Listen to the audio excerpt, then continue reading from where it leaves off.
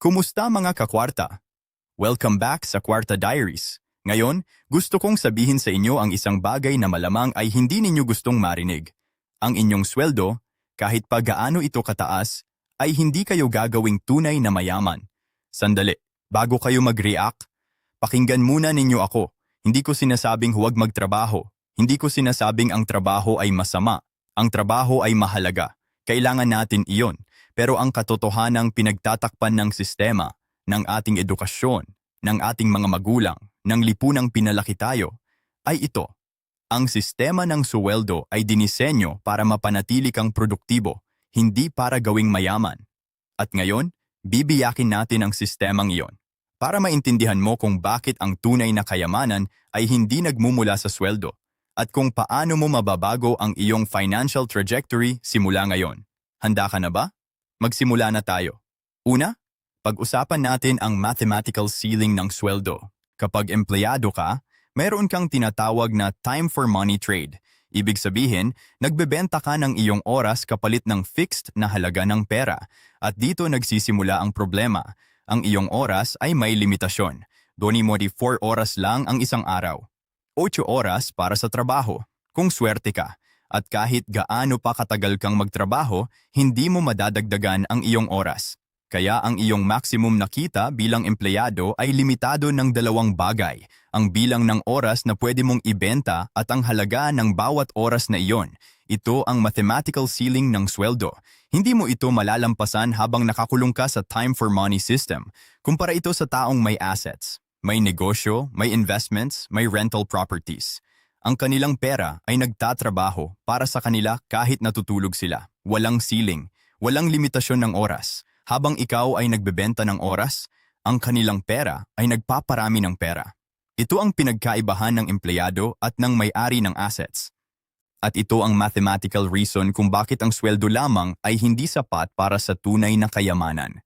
Pangalawa, pag-usapan natin ang tax system at kung bakit ito ay hindi pabor sa empleyado. Ito ang katotohanang hindi tinuturuan sa mga paaralan. Kapag empleyado ka, ang iyong kita ay binatax bago pa man mo ito matanggap. Sa Pilipinas, ang withholding tax system ay nangangahulugang ang gobyerno ay kinukuha ang kanilang bahagi bago pa man mo makita ang iyong pera. Kumpara sa negosyante o investor, sila ay maaaring mag-deduct ng maraming expenses bago kalkulahin ang taxable income. Ang opisina, deductible. Ang sasakyan para sa negosyo, deductible. Ang mga business meals, deductible. Ang mga investment losses, pwedeng i-offset. Hindi ito sinasabing mag-tax evasion. Ito ay ang legal na paraan kung paano ang sistema ay mas pabor sa mga may assets kaysa sa mga empleyado. Ang resulta, ang empleyado na may 100,000 pesos na sweldo ay nagbabayad ng mas mataas na effective tax rate kaysa sa negosyante na may parehong kita.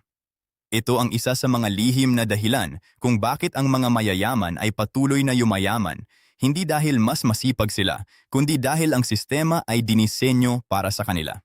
Pangatlo, pag-usapan natin ang inflation na kumakain ng iyong sweldo bawat taon. Nabanggit na natin ang inflation sa nakaraang video. Pero importante itong ulitin sa kontekstong ito. Sabihin nating ang sweldo mo ay 30,000 pesos ngayon. At sabihin nating ang inflation rate ay 4% per year. Pagkalipas ng 10 taon, kahit hindi nagbago ang iyong sweldo, ang buying power ng iyong 30,000 pesos ay katumbas na lang ng halos 20,000 pesos ngayon. Ibig sabihin, kahit hindi bumaba ang sweldo mo, ang iyong actual na kita ay bumaba dahil sa inflation.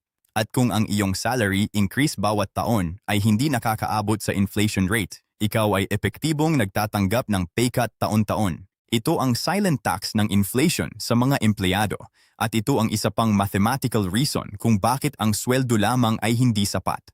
Pang-apat, pag-usapan natin ang lifestyle creep na pinag-usapan natin sa nakaraang video at kung paano ito nakikipagtulungan sa sweldo ceiling para itrap ka sa cycle ng kahirapan. Narito ang pattern ng karamihang empleyado sa Pilipinas. Sa edad 22, nagsimulang magtrabaho. Maliit ang sweldo. Sa edad 25, nag-promote. Tumaas ang sweldo. Nag-upgrade ng lifestyle. Sa edad 28, nag-promote ulit. Tumaas ulit. Kumuha ng car loan. Sa edad 30, May car loan, may credit card, may personal loan. Sweldo ay mataas na, pero wala pa ring ipon. Sa edad 35, stressed. Nagtatanong kung saan napunta ang 10 taon. Iyan ang corporate treadmill. Palagi kang tumatakbo, pero hindi umuusad. At ang pinakamapanganib na parte, sa edad 55, malapit na ang retirement. At napagtanto mong hindi sapat ang SSS pensyon para mabuhay ng maayos. Ito ang reality ng milyon-milyon na Pilipinong empleyado at hindi sila walang kasalanan, hindi sila tamad, hindi sila mangmang, hindi lang sila tinuruan ng tamang sistema. Ngayon, ang pinakamahalaga, paano mo babaguhin ito? Solusyon numero 1, baguhin ang mindset mula sa income-dependent patungong equity builder. Ang income-dependent mindset ay nagsasabing, kailangan ko ng mas mataas na sweldo para yumaman. Ang equity builder mindset ay nagsasabing, kailangan ko ng assets na magtatrabaho para sa akin. Ang shift na ito sa mindset ay ang pinaka-importanting unang hakbang. Hindi ibig sabihin na mag-quit ka sa trabaho ngayon.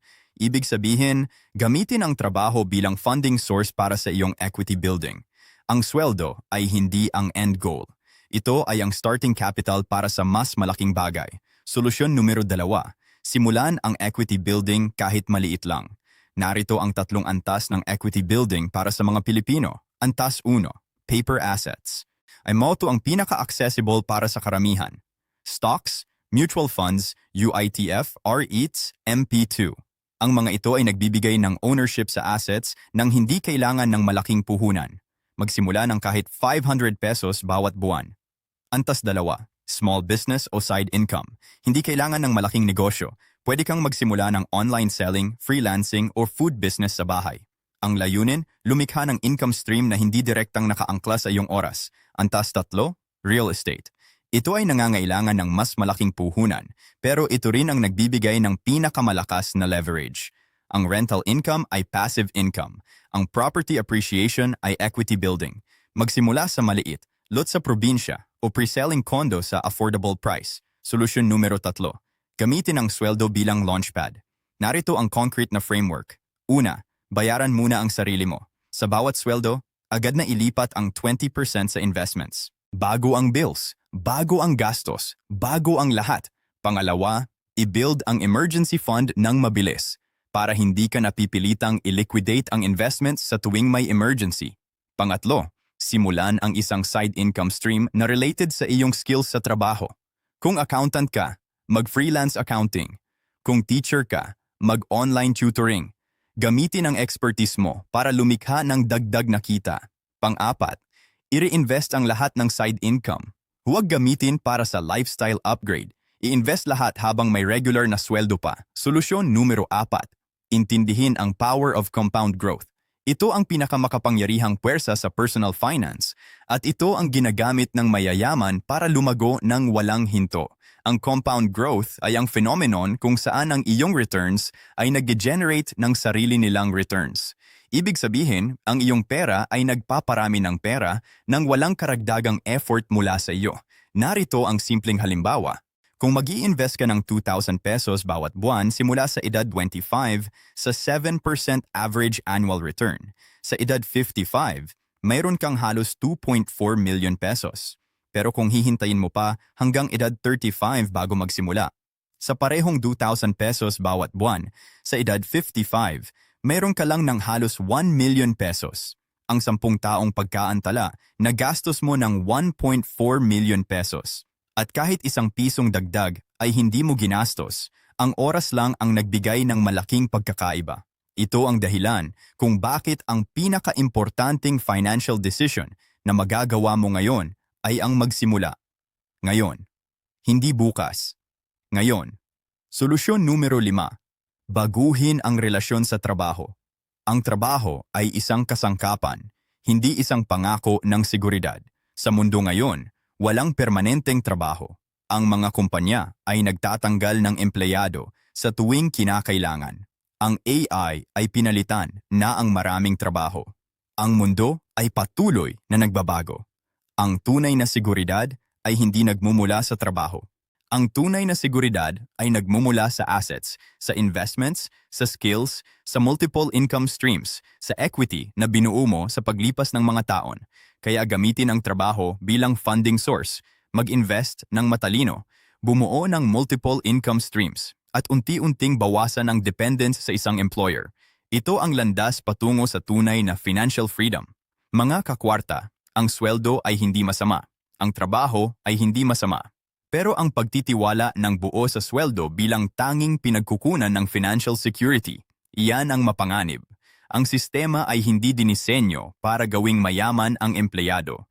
Dinisenyo ito para mapanatiling produktibo ang empleyado. Pero ang magandang balita, ngayon ay alam mo na ang laro. At kapag alam mo na ang laro, mayroon kang pagkakataong baguhin ang iyong estratehiya. Hindi mo kailangan ng milyon-milyong puhunan para magsimula. Hindi mo kailangan ng MBA o espesyal na kaalaman. Kailangan mo lang ng tamang mindset, ang tamang kaalaman, syutang tapang na simulan. At nagsimula ka na. Sa araw na pinili mong manood ng Kwarta Diaries, i-like ang video na ito kung nagising ka ngayon. I-subscribe para sa susunod na pera lessons at i-share sa isang kaibigan na kailangan din nitong marinig. Ito ay Kwarta Diaries. Sama-sama nating sirain ang ceiling at palakihin ang ating tunay na kayamanan. Hanggang sa susunod, ingat lagi!